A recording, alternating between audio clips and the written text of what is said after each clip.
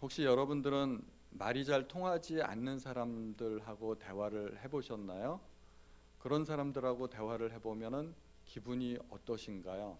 가슴이 꽉 막히지 않으신가요? 굉장히 답답합니다.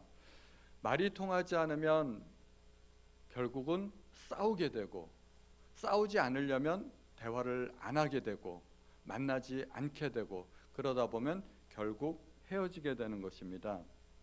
그래서 하나님께서는 바벨탑 사건에서 사람들을 흩으시기 위해서 언어를 혼잡게 하셨습니다. 말이 통하지 않으면 같이 살 수가 없는 것입니다. 저는 결혼하고 나서 신혼여행을 하와이로 갔었는데 패키지로 여행을 갔었습니다. 그래서 가이드가 한 명 있고 그룹으로 항상 가이드를 따라다녔던 것이죠. 그런데 한 번은 우리 일행이 먼저 앞서서 갔는데 저하고 아내하고는 약간 뒤처지게 되었습니다. 뒤따라가다가 경치가 좋은 곳이 있어서 거기서 사진을 찍고 싶었습니다. 지금처럼 뭐 핸드폰으로 이렇게 셀카로 찍을 수 있는 게 아니어서 누군가에게 부탁을 해야만 됐는데 우리 일행은 저기 앞에서 가니까 다른 사람에게 부탁을 해야만 했습니다. 마침 주위를 둘러보니까 저쪽에서 한 무리의 그룹이 여행객들이 또 가이드를 따라서 우리 쪽으로 이렇게 지나가는 것을 보게 되었습니다. 말소리를 들어보니까 일본 사람인 거예요. 그래도 기본적인 영어는 다들 하겠지. 그래서 그 중에 젊은 사람을 한 사람 딱 택했습니다. 그래서 제가 그 사람을 딱 붙들고 헬로 한마디 했습니다. 그랬더니 그 사람이 얼굴이 빨개지면서 막 손사래를 치면서 막 얘기를 하는 거예요. No English, No English. 영어로 얘기하지 말라는 거예요. 그렇다고 제가 일본어로 이야기할 수는 없는 거 아니겠습니까? 그래서 제가 그 카메라를 들고 사진 찍는 그 신용을 하면서 포토, 포토 그렇게 이야기를 했습니다. 그러면서 사진기를 건네줬죠. 그랬더니 그 사람이 씩 웃으면서 사진기를 받으면서 오케이, 오케이 그렇게 또 이야기를 하더라고요. 그래가지고 그 사람이 사진을 찍어주고 저희는 이제 그렇게 몇 장 사진을 찍었습니다. 이제 사진기를 건네받고 헤어지면서 땡큐, 땡큐 이야기를 했습니다. 그러자 그 사람도 예스, 예스 그렇게 또 이야기를 하더라고요. 몇 마디 안 되는 영어 가지고 겨우 의사소통을 했습니다. 서로 의사소통은 겨우 서로의 노력에 의해서 어느 정도 이루어졌지만 말이 안 통한다는 것은 참으로 답답한 일입니다. 서로가 노력해야 됩니다. 이게 노력하지 않고 자연스럽게 언어가 소통되기는 힘든 것이죠. 옛날에 한 충청도 이발사가 있었는데 어느 날 파란 눈에 외국인이 들어와서 의자에 딱 앉은 거예요. 이 충청도 이발사는 영어를 전혀 못하는데 얼마나 당황이 됐겠습니까? 뭐라고 말을 해야 되지? 뭐라고 말은 해야 되겠는데 영어를 한마디도 못하니까 그래서 당황했지만 그래도 속으로 이렇게 생각했습니다. 그래도 지가 아무리 외국인이기로서니 한국에 살면서 한국말은 설마 좀 알아듣겠지 라고 생각을 한 겁니다. 그래서 이제 한국말로 시작을 했습니다. 일단은 반갑게 인사를 해야 되지 않겠습니까? 그래서 충청도 사람이니까 와슈 그러면서 아주 반갑게 인사를 했습니다. 이제 그 외국 사람이 의자에 앉아서 가만히 생각을 해봅니다. 이제 분석하는 거죠. 저 사람이 나에게 뭐라고 말을 했나? What see you? 무엇을 본다 너는? 이 말을 가만히 분석해 보니까 너는 무엇을 보느냐 이렇게 묻는 것 같았어요. 이게 문법에는 안 맞지만 대략 단어들을 들으면 그렇지 않습니까? 그래서 이 외국인이 그 앞을 보니까 큰 거울이 있잖아요. 그래서 이렇게 대답을 했어요. Mirror. 어떻게 됐을까요? 이발사가 바리깡을 가지고 그 외국인의 머리를 다 밀어버렸대요. 그렇게 요청을 했으니까. 이게 언어가 안 통하면 이런 불상사가 일어날 수도 있는 것 아니겠습니까? 나쁜 의도는 전혀 없는데 말을 알아먹지 못하니까 이런 재앙이 일어났던 것입니다. 우리가 사람 사이에도 대화가 잘 돼야 되고 소통을 해야 되지만 사실은 하나님하고도 대화가 잘 되고 하나님과 소통이 배워야 됩니다. 하나님께서 원하시는 것이 무엇인지 잘 알아들어야 되고, 또 내가 원하는 바를 하나님께도 잘 말씀드릴 수 있어야 됩니다. 그러려면 뭘 잘해야 될까요? 기도를 잘해야 되고 하나님의 말씀을 읽어야 됩니다. 기도만 해서도 안 되고 말씀만 읽어도 안 되는 것이죠. 기도하고 하나님의 말씀을 묵상하고, 그래서 하나님의 뜻이 무엇인지 분별해야 됩니다. 그런데 말라기서를 읽어보면 하나님과 이스라엘 백성 사이에 어쩌면 이렇게 대화가 안 통하는지, 완전히 먹통도 이런 먹통이 없습니다. 불통, 먹통, 하나님과 이스라엘 사이에 대화가 자꾸 꼬이고 말이 안 되는 겁니다. 이제 말라기 소개를 잠깐 드리려고 하는데, 말라기는 구약의 마지막 선지자 있죠. 이제 구약 성경의 제일 끝권이 말라기서입니다. 이스라엘 백성은 바벨론 포로로부터 돌아왔습니다. 그들이 포로에서 돌아왔을 때 가장 큰 숙제는 무너진 성벽을 재건하고 또 불에 타 없어진 성전을 다시 짓는 것이었습니다. 그래서 학개 스가랴 같은 선지자들이 일어나서 백성들을 독려합니다. 우리가 성전을 지어야 된다. 무너진 성전을 다시 지어야 된다. 그래서 이스라엘 백성들이 힘을 모아서 성전을 다시 지었습니다. 그렇게 성전이 재건되고 약 100년 정도 지났을 때였습니다. 당시 예루살렘은 페르시아라는 거대한 나라에, 그 거대한 제국의 조공이나 바치는 보잘것없는 그런 속국처럼 남아 있었습니다. 과거에 찬란했던 예루살렘의 영광, 이스라엘의 영광은 사라진 지 오래였습니다. 그리고 많은 선지자들이 예언했던 그 메시아의 임재, 메시아 왕국의 도래는 아직 이루어지지 않았습니다. 그들 가운데 하나님의 선택된 백성이라는 그런 선민의식도 이제 점차 사라져가고 희미해져 버렸습니다.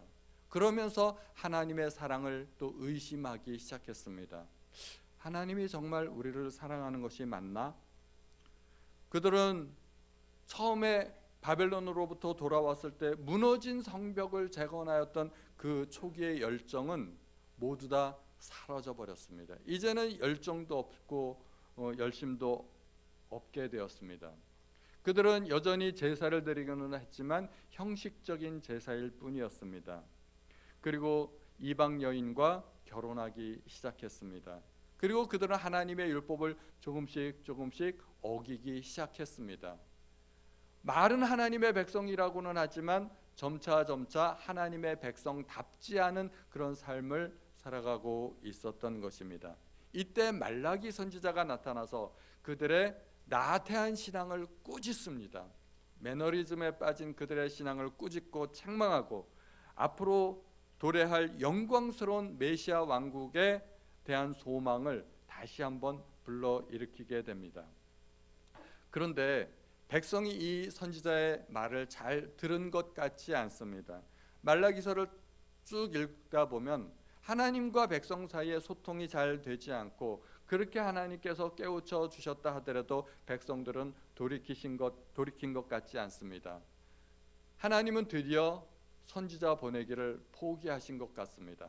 말라기 이후로 하나님께서 침묵을 지키십니다. 더 이상 어떤 선지자도 보내지 않으시고 그냥 400여 년간의 침묵 기간이 이어집니다. 그렇게 침묵 기간을 거치고 하나님께서 이제는 선지자 가지고는 안 된다 생각을 하셨던지 드디어 아들을 보내셨습니다. 그것이 마태복음의 시작이 된 것입니다. 오늘 본문 1절에 보니까 여호와께서 말라기를 통하여 이스라엘에게 말씀하신 경고라고 합니다. 하나님께서 경고의 메시지를 주시는 것입니다. 그런데 하나님께서 백성들의 죄를 지적하시기 전에 먼저 지도자들인 제사장들의 죄를 먼저 지적하십니다. 그들은 하나님의 이름을 멸시하고 하나님을 전혀 공경하지 않았던 것입니다. 1장 6절에 보니까 내 이름을 멸시하는 제사장들아, 나 만군의 여호와가 너희에게 이르기를 아들은 그 아버지를, 종은 그 주인을 공경하나니 내가 아버지일진데 나를 공경함이 어디 있느냐. 내가 주인일진데 나를 두려워함이 어디 있느냐 하나 너희는 이르기를 우리가 어떻게 주의 이름을 멸시하였나이까 하는도다. 하나님의 책망이 먹히지 않는 거예요. 그들이 알아듣질 못하는 거예요. 하나님은 제사장들의 죄를 지적하셨는데 그들은 뭐라고 얘기합니까? 그래요? 잘 모르겠는데요. 제가 언제 그랬나요? 완전히 오리발 내미는 그런 말투입니다. 그래서 하나님께서는 그들의 죄를 지적하십니다. 너희들이 더러운 떡을 제단에 드리지 않았느냐? 그들은 제물을 바치면서 눈먼 것, 저는 것, 병든 것, 아무짝에도 쓸모없는 것들을 하나님 앞에 희생제물로 바쳤던 것입니다. 뭐 태우고 나면 다 죄가 되니까 알아볼 수가 없는 것이죠. 기르자니 뭐 쓸모도 없고 잡아먹자니 깨름칙하니까 하나님께 바쳤던 것입니다. 그러고도 그들은 어떻게 이야기합니까? 우리가 어떻게 주의 제단을 더럽게 하였나이까? 그렇게 물었던 것입니다. 또한 이스라엘 백성은 여러 가지 악한 말로 하나님의 마음을 섭섭하게 해드렸습니다. 하나님께서 그것도 지적하셨는데 그들은 또 깨닫지 못합니다. 말라기 2장 17절에 너희가 말로 여호와를 괴롭게 하고도 이르기를 우리가 어떻게 여호와를 괴롭혀 드렸나이까 하는도다. 이는 너희가 말하기를 모든 악을 행하는 자는 여호와의 눈에 좋게 보이며 그에게 기쁨이 된다 하며 또 말하기를 정의의 하나님이 어디 계시냐 함이니라. 뭐 그들이 가지고 있던 여호와 신앙이라는 거 아무짝에도 쓸모 없다는 이야기입니다. 요즘식으로 표현하면 이렇게 될 것 같습니다. 예수 믿는다고 밥이 나오나 떡이 나오나?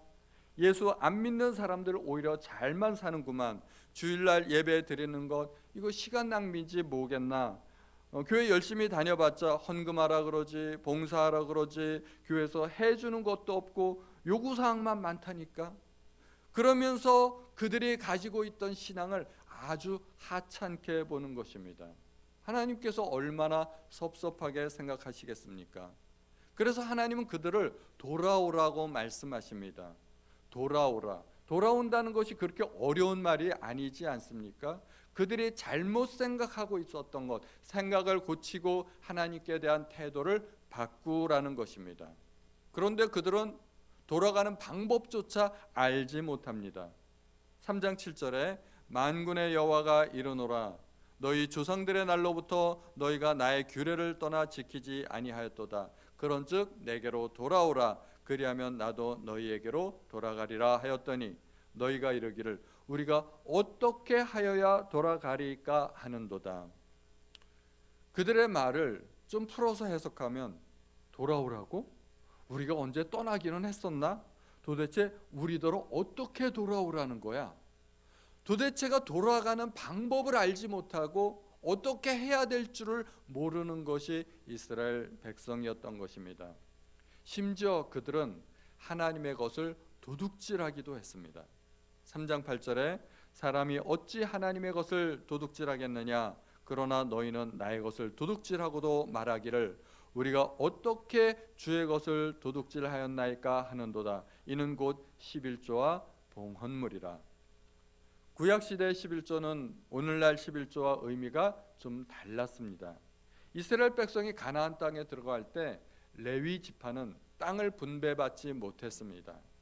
그래서 그들은 생계를 위해서 농사를 지을 수도 없었고 목축업을 할 수도 없었습니다. 다만 그들이 거주할 성읍 48개만 겨우 분배받았을 뿐입니다. 그들은 성막에서 봉사하거나 백성들에게 하나님의 말씀을 가르치고 또 백성들 가운데 분쟁이 생기면 하나님의 말씀대로 재판하는 의무를 받았습니다. 당시에는 하나님의 말씀이 곧 법이었기 때문입니다. 이스라엘 가운데 왕이 세워지고 중앙정부라는 것이 세워지기 전까지는 레위 사람들이 법을 가르치고 레위 사람들이 재판을 감당했던 것입니다. 그런데 레위 사람들이 생업에 종사할 수 없게 되면 어떻게 됩니까? 그런 것들이 다 무너지게 된다는 것입니다. 레위 사람들은 재산이 없었기 때문에 나머지 이스라엘 11지파에서 바치는 11조를 가지고 생활을 할 수밖에 없었습니다. 그래서 말하자면 레위 지파는 공무원들이고 그들이 이스라엘 민족이 바치는 11조는 세금의 역할을 감당했던 것입니다. 그런데 그 11조는 강제 징수가 아니고 원천 징수하는 것도 아니고 어떻게 할 수가 없으니까 오직 자발적인 봉헌에 의존할 수밖에 없었던 것입니다. 그러므로 이스라엘 백성이 11조를 안 바치면 레위 사람들이 역할을 감당할 수가 없게 됩니다. 성막 옆에 아무리 있어봤자 이게 먹을 것이 생기지 않으니까 먹을 것을 찾아서 뿔뿔이 흩어질 수밖에 없는 것입니다. 그러면 국가 기반이 흔들리게 됩니다. 그래서 사사기에 보면 레위 사람들의 생계를 위해 한 개인의 가정에 고용되어 그 집에 들어가 개인의 제사장이 되거나 아니면 한 지파만을 위한 제사장이 되기도 했습니다. 이렇게 11조가 바쳐지지 않으니까 레위 사람들이 타락하게 되고 그것이 국가의 타락으로 이어지게 되는 것입니다. 그러므로 11조는 선택사항이 아니라 반드시 드려져야 하는 국가 재정이었던 것입니다. 11조가 안 드려지니까 국가 기반이 흔들려지고 나라가 망하게 되었던 것입니다. 요즘 말로 하면 탈세인 것이죠. 탈세는 당연히 죄 아닙니까? 마찬가지로 구약의 이스라엘 백성들이 11조를 떼먹으면 그것은 죄였던 것입니다. 그런데 그들은 마땅히 바쳐야 할 11조를 바치지 않고도 그것이 죄라는 사실을 전혀 깨닫지 못했던 것입니다. 하나님은 반복해서 여러 가지로 그들의 죄를 말씀해 주셨습니다. 그런데 도리어 그들은 거꾸로 질문을 합니다. 우리가 어떻게 죄를 지었는데요? 그들은 전혀 죄를 인정하지 않았습니다. 하나님께서 너희가 이러이러한 것을 잘못했다라고 말씀하시면 그들은 반복해서 어떻게요? 어떻게요? 그러면서 처음부터 끝까지 오리발을 내밀고 죄를 부인했던 것입니다. 대화가 통하지 않습니다. 오히려 거꾸로 질문하니까 하나님께서 또 설명을 해주셔야 됐는데 그 설명조차도 백성들에게 납득이 되지 않았던 것입니다. 하나님께서 백성들을 책망하시기 전에 오늘 1장에 보면 하나님은 먼저 백성들에게 사랑을 표현하십니다. 내가 너희를 사랑하였노라 말씀하셨습니다. 그런데 이스라엘 백성들이 그 사랑에 대해서도 동문서답합니다. 주께서 어떻게 우리를 사랑하셨나이까? 말하자면 이런 식이죠. 그래요? 잘 모르겠는데요. 주께서 우리에게 해주신 것이 뭐가 있는데요? 하나님이 우리를 대하시는 그 태도가 마음에 안 든다는 것입니다. 하나님의 사랑을 도저히 모르겠다는 것입니다. 하나님께서 그들을 사랑하신다면 그들의 삶이 왜 그 모양 그 꼴이냐는 그런 이야기가 되는 것입니다. 하나님과 이스라엘 사이의 대화를 제가 상상으로 부부지간의 대화로 한번 바꾸어 보았습니다. 하나님께서 이스라엘을 아내로 생각하시니까 남편이 이렇게 말합니다. 여보, 당신 사랑해. 그 말을 듣고 아내가 말합니다. 그딴 소리 하지 말고 가서 돈이나 벌어와. 하나님이 그 말을 들으시면 하나님께서 얼마나 속상하시겠습니까? 어떻게든 마치 알라딘의 요술램프에 나오는 지니처럼 하나님을 이용해 먹으려는 그러한 생각 아니겠습니까? 하나님의 마음이 많이 속상할 거라고 생각이 됩니다. 말라기서의 내용을 보면 하나님과 이스라엘 사이에 대화가 되질 않습니다. 완전히 불통이고 먹통입니다. 이스라엘 백성의 가장 큰 죄는 무엇일까요? 물론 11조도 도둑질하고 그런 잘못된 재물을 하나님 앞에 드리기도 하고 여러 가지 죄가 있지만 가장 큰 죄는 하나님의 마음을 이해하지 못했다는 것입니다. 호세아 선지자가 그렇게 외쳤던 것, 우리 여호와를 알자, 힘써 여호와를 알자 하는 것입니다. 하나님을 알지 못하니까 죄를 짓고 하나님을 알지 못하기 때문에 이스라엘 백성이 멸망했던 것입니다. 우리는 하나님에 관해서 알아야 할 것들이 참 많이 있습니다. 그런데 가장 먼저 알아야 될 것, 가장 중요하고도 가장 기본이 되는 것, 우리가 신앙을 갖기 시작하면서 가장 먼저 배우는 것, 그것은 하나님은 우리를 사랑하신다는 것입니다. 그런데 우리가 이론적으로 다 알지 않습니까? 교회당 문을 밟자마자 우리가 처음부터 배우는 것이 그것입니다. 하나님은 당신을 사랑하십니다. 예수께서 당신을 사랑하여서 십자가에 못 박혀 돌아가셨습니다. 우리가 귀에 못이 박히도록 다 듣고 아는 것인데, 이론적으로는 알지만 피부로 와 닿지를 않습니다. 감동이 없습니다. 그게 문제인 것입니다. 우리는 그 말을 너무 많이 들었습니다. 그래서 마치 당연한 것으로 알고 그냥 지나칩니다. 그거 내가 다 아는 이야기. 그게 문제인 것이죠. 성경에 집 나간 탕자 이야기가 있습니다. 그런데 그 탕자는 결국 돌아왔습니다. 아버지는 아들을 위하여 좋은 옷을 입히고 잔치를 벌이고 탕자는 아버지의 사랑을 듬뿍 받게 됩니다. 그런데 사실은 이 동생보다 훨씬 더 아버지의 사랑을 많이 받은 사람이 있는데 바로 형이었습니다. 동생보다 훨씬 더 오랜 시간을 살았고, 이 형은 아버지를 떠난 적이 없었기 때문에 아버지의 사랑을 잃어본 적이 없었던 것입니다. 형은 동생보다 훨씬 더 오랜 기간 아버지의 사랑을 받았는데, 그러나 아버지의 사랑을 더 많이 절감하고 통감하는 사람은 누구일까요? 아버지께서 나를 정말로 사랑하시는구나 하고 깨닫는 사람은 형일까요? 동생일까요? 동생입니다. 아버지의 사랑을 많이 받았다고 그 사랑을 다 아는 것이 아니라는 것입니다. 동생은 어떻게 아버지의 사랑을 깨닫게 되었을까요? 사랑을 잃어버려 본 적이 있기 때문입니다. 건강도 잃어버려 본 사람이 그 건강의 소중함을 아는 것 아니겠습니까? 누가 가족의 소중함을 알게 됩니까? 가족을 잃어버려 봐야 가족의 소중함을 알게 되는 것입니다. 그래서 우리가 흔히 하는 말이 있을 때 잘해 하는 말 아니겠습니까? 이 탕자는 아버지의 사랑을 떠나본 적이 있어요. 그랬더니 아버지의 사랑이 얼마나 소중한 것인지를 그때서야 비로소 알게 된 것입니다. 형은 말할 수 없는 아버지의 사랑을 받았지만 늘 아버지의 사랑 속에 있다 보니까 그 사랑을 몰랐던 것이죠. 우리는 신앙생활하면서 종종 하나님의 사랑에 관하여 무감각해질 때가 있습니다. 신앙생활을 오래 하면 할수록 매너리즘에 빠지는 경우가 있습니다. 습관적으로 예배드리고 습관적으로 찬송하고 습관적으로 기도하다 보니까 이 신앙의 그 위대한 힘을 모르는 거예요.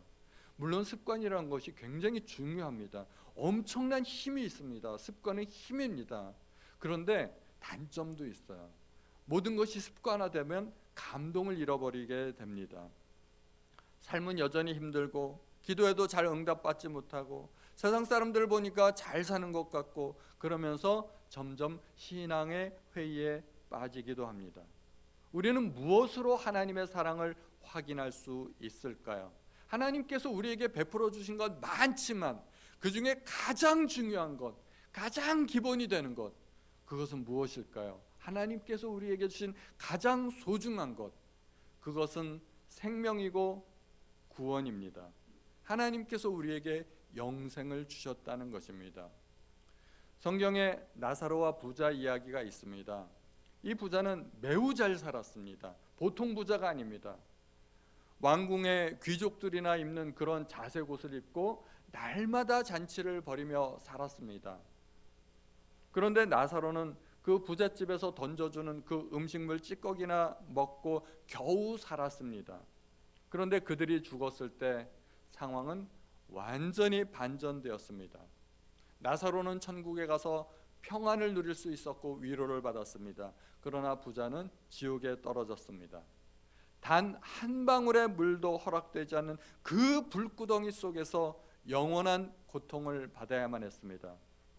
이 부자는 자기의 가족들이 이곳에 오지 않기를 바랬습니다. 그래서 하나님께 요청을 합니다. 이 나사로를 한 번만 이 땅에 다시 보내어 주셔서 우리 가족들이 이곳에 오지 않도록 해달라는 것입니다. 그런데 그의 소원은 거절되었습니다. 만약에 이 부자에게 한 번만 더 세상을 다시 살 수 있는 기회가 주어진다면 이 부자는 어떻게 살았을까요?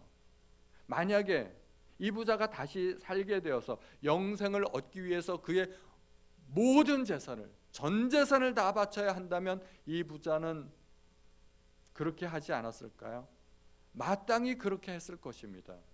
누구나 지옥을 만약에 5분만이라도 구경할 수 있다면 자기의 전 재산을 바쳐서라도 그 지옥에 가지 않기를 희망하게 될 것입니다. 당연히 그렇게 할 것입니다.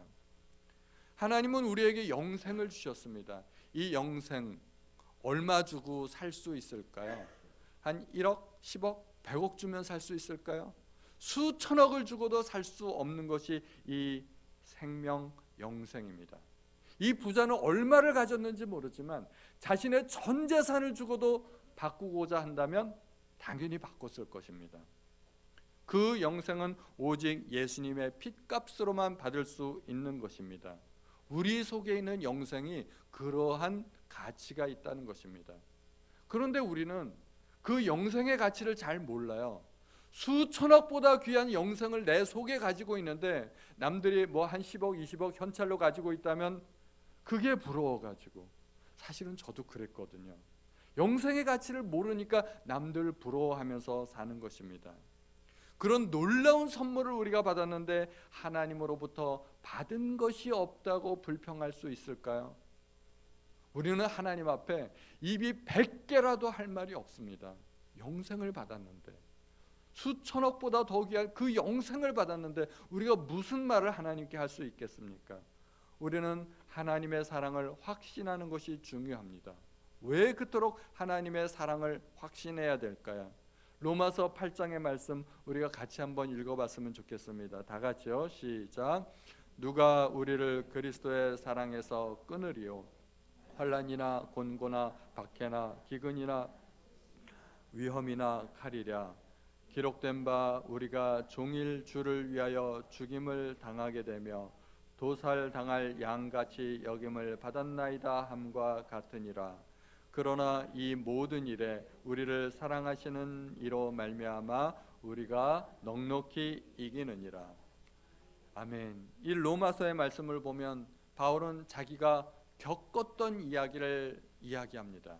우리가 세상을 살아가다 보면 이런 일을 당할 수도 있다라는 이야기를 하는 게 아닙니다. 바울이 몸소 체험했던 이야기를 하는 것입니다. 환난이나 곤고, 박해, 기근, 적신, 위험, 칼, 하나같이 생명을 위협하는 것들입니다. 한순간만 잘못해도 목숨을 잃을 판입니다. 우리 인생에 절대로 만나고 싶지 않은 것들입니다. 이러한 위험에 처할 때마다 바울은 도살당할 양 같은 느낌을 받았다고 이야기합니다. 그런데 그런 위험들 앞에서 바울은 단 한 번도 포기하지 않고 넉넉히 이겼다고 이야기합니다. 어떻게 넉넉히 이길 수 있을까요? 우리를 사랑하시는 이로 말미암아 그 사랑 때문에 고난을 이겼다는 것입니다. 바울이 그 모든 고난을 이긴 힘은 오직 하나님의 사랑이라는 것입니다. 바울이 독한 인간이었기 때문에 이긴 게 아닙니다. 바울이 능력이 많아서 이긴 게 아닙니다. 하나님의 사랑을 깨달았더니 그 고난도 이기게 되더란 것입니다. 우리가 그 사랑을 알면 우리도 그러한 고난을 이길 수 있게 되지 않겠습니까? 우리는 그러한 사랑을, 그 선물을 어떻게 받았나요? 예수님께서 십자가에 달려 돌아가시면서 자기 생명을 우리에게 주셨기 때문에 우리가 그 선물을 받게 된 것입니다. 내가 예수 믿고 그 선물을 받은 것 같지만 사실은 내가 나기 전부터 하나님은 그 선물을 나에게 주시기로 계획하셨다는 것입니다. 그것을 본문에서 하나님은 야곱과 에서를 비교하여 설명하십니다. 1장 2절에 여호와께서 이르시되 내가 너희를 사랑하였노라 하나 너희는 이르기를 주께서 어떻게 우리를 사랑하셨나이까 하는도다. 나 여호와가 말하노라 에서는 야곱의 형이 아니냐. 그러나 내가 야곱을 사랑하였고. 원래 이스라엘에서 장자권은 맏아들을 통해서 이어지게 됩니다. 맏아들만이 유일하게 아버지로부터 축복을 받고 장자의 그 권리를 계승받는 것입니다. 아들이 아무리 수십 명 있어도 아버지의 축복을 받는 사람은 오직 한 사람, 큰아들 뿐입니다. 그런데 맏아들이었던 에서가 아버지의 축복을 받지 못합니다. 오히려 동생이었던 야곱이 장자권을 이어받게 됩니다. 그런데 야곱이 하나님께 그렇게 택함 받은 것은 야곱이 잘나서도 아니고 노력해서 된 것도 아닙니다. 야곱이 형의 장자권을 빼앗으려고 형을 속이고 아버지를 속이고 몸에 염소털을 붙이고 그렇게 했지만, 그렇다고 해서 장자권이 넘어가겠습니까? 장자권이라는 게 이게 물건이 아니지 않습니까? 주고받고 할 수 있는 게 아닙니다. 뭐 팥죽 한 그릇에 사고 팔 수 있는 그런 것이 아닙니다. 그런데도 야곱이 하나님의 사랑을 받은 것, 하나님의 선택을 받은 것, 그것은 하나님의 사랑이고 하나님의 선택이라는 것입니다. 이 이야기가 교리적으로는 약간 어려운 부분이 있습니다. 이런 이야기를 하면 대뜸 떠오르는 질문이 있죠. 야곱은 그렇다 치고 그럼 에서는 뭐냐? 그런 생각이 들 수 있죠. 그런데 우리가 창세기의 이야기만 보면 하나도 어려운 게 없습니다. 일단 창세기까지만 보면 에서는 장자권을 소홀히 여긴 대가로 아버지의 축복을 받지 못합니다. 그리고 에서의 이야기는 거기까지만 이해하면 됩니다. 그것이 에서의 이야기의 다입니다. 말라기에서 이야기하고 싶은 것은 에서 이야기가 아니라 사실은 야곱 이야기입니다. 야곱 이야기를 하기 위해서 어쩔 수 없이 에서가 등장하는 것뿐이지 주인공은 야곱입니다. 그러므로 우리가 이 이야기에서는 야곱 이야기만 생각하면 된다는 것입니다. 성경에서 이야기하는 그 핵심 포인트가 있는데 그 포인트를 넘어가면 오해하게 됩니다. 예를 들어서 주님은 도적같이 오시겠다고 말씀하셨습니다. 도적은 나쁜 사람이잖아요. 그럼 우리 주님은 나쁜 사람인가? 그러면 그건 핵심 포인트를 넘어가는 거예요. 거기까지 생각하면 안 된다는 거예요. 그러므로 말라기에서 하나님께서 야곱을 사랑하셨던 것처럼 우리를 사랑하신다, 그것만 이해하시면 됩니다. 하나님께서 우리를 사랑하시는 그 사랑, 나에게 달린 것이 아니라 하나님께 주도권이 있다는 것입니다. 하나님께서 먼저 사랑하셨다는 것입니다. 내가 잘나서 노력해서 착해서 하나님의 사랑을 받은 것이 아닙니다. 내가 선택한 것도 아니고 오히려 하나님이 나를 선택하셨습니다. 하나님은 왜 나를 사랑하실까요? 이 질문에 대해서 우리는 딱 한 글자로 대답할 수 있습니다. 뭐라고 할까요? 그냥. 하나님은 그냥 우리를 사랑하시는 것입니다. 하나님이 원하셨기 때문에, 단지 그게 전부입니다. 내 쪽에서의 이유 아무것도 없습니다. 심지어 바울은 그 사랑을 창세 전에 하나님께서 우리를 선택하신 것이라고 이야기합니다. 에베소서 1장 4절에 곧 창세 전에 그리스도 안에서 우리를 택하사 우리로 사랑 안에서 그 앞에 거룩하고 흠이 없게 하시려 하셨다는 것입니다.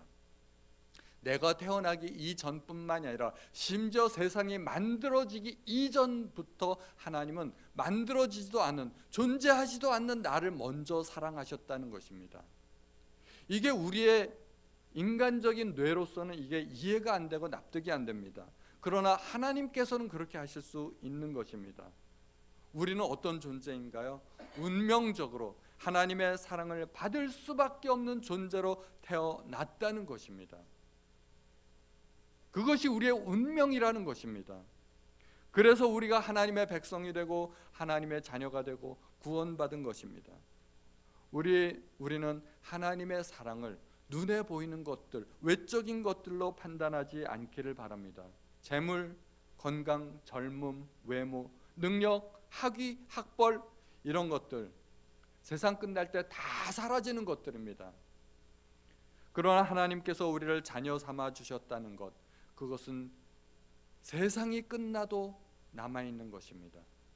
하나님은 영원히 우리의 아버지가 되셨고 우리는 영원히 하나님의 자녀가 된 것입니다. 하나님의 사랑을 다시 한번 확신하시고 그 사랑으로 말미암아 세상의 모든 고난을 이기시는 우리 성도님들 되시기를 주님의 이름으로 축원드립니다.